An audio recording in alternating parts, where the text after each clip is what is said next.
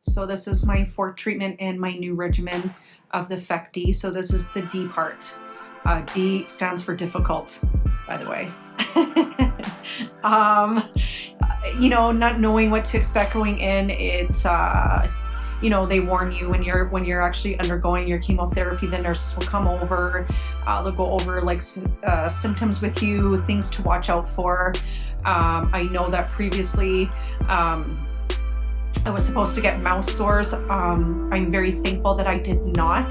I know I did have a little bit of like funkiness in it.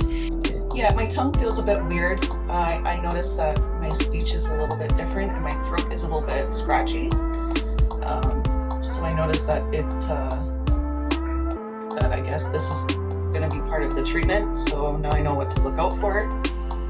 But it went away very quickly. So the two regimens are completely different. So going a little bit back towards the FAC, you're more tired, you're more fatigued, you have a lot more, you have bone pain, but for me it was specific bone pain, so it was sort of right in the back by my spine, and I recovered within 5 days. So from when I received my treatment to the end, I recovered in 5 days, and then that, you know, the rest of the time you're just sort of healing and boosting your immunity, along with taking that booster shot that sort of triggers your bone marrow and helps you produce more of the red blood cells so that your immunity doesn't bomb out.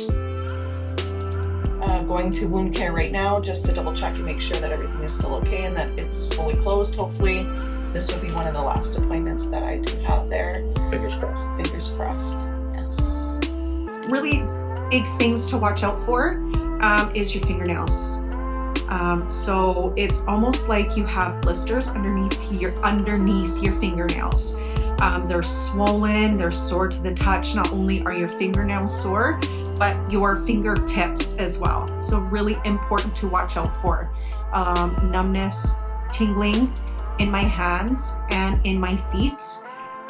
Thankfully the toenails were not sore. It was all hands and all my hands. So once I received the treatment, I was fine. They give you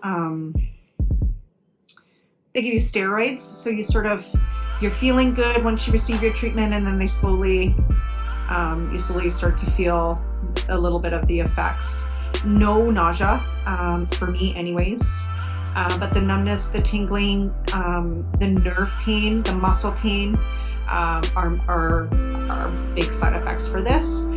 So I know going into my first treatment, I know which days I feel the worst, which days I feel the best, when to start taking Tylenol. So I take Tylenol every 4 hours, just because it numbs the pain. It doesn't fully go away, but it numbs it enough where you can kind of function.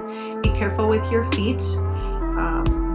There's a lot of numbness, tingling, and burning in the bottoms of your feet, so I was having a lot of difficulties walking this time. So hopefully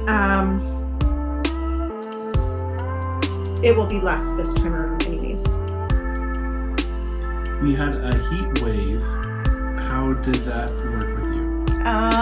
Not too bad. I'm thankful that I have air conditioning, but heat is not good, especially when your fingers are sore and they're throbbing. Heat is absolutely the worst.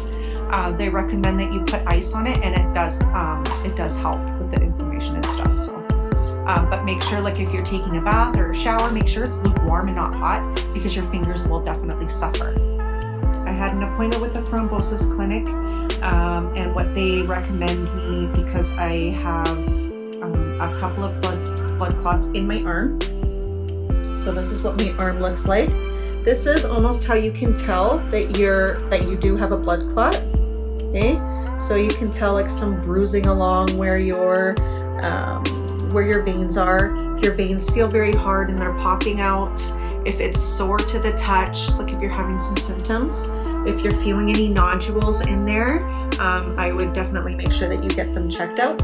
But for the lady from the clinic, she told me that she's going to continue my blood thinners until my treatment is over, and then we're going to sit down and discuss whether me taking the hormone therapy for the 5 years, or the blood thinners for the 5 years as I'm on hormone therapy, as there is a risk of blood clots with that as well. How would I rank this one as probably the worst? Because it was very unexpected. I wasn't sure how to maintain.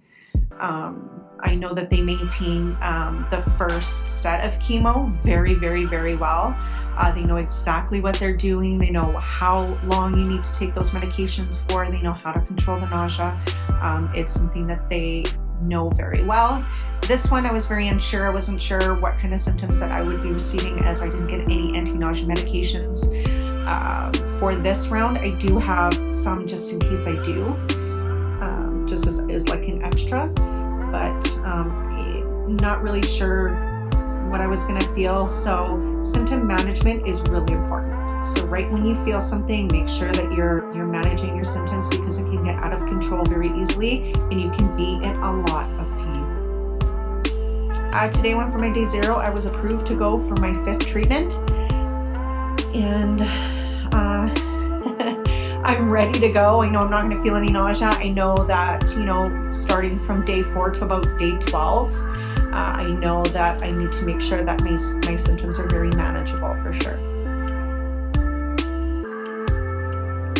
How do you feel about going into this next treatment? I'm a little nervous, but it's my 5th treatment. I have 1 more and I'm done. I'm done my chemotherapy treatments. And then off to radiation for 30 days. So I also have an upcoming appointment to go through what kind of radiation I'm going to get, if it's targeted, how many days, what my times would be. So the next step is going to be scheduled in.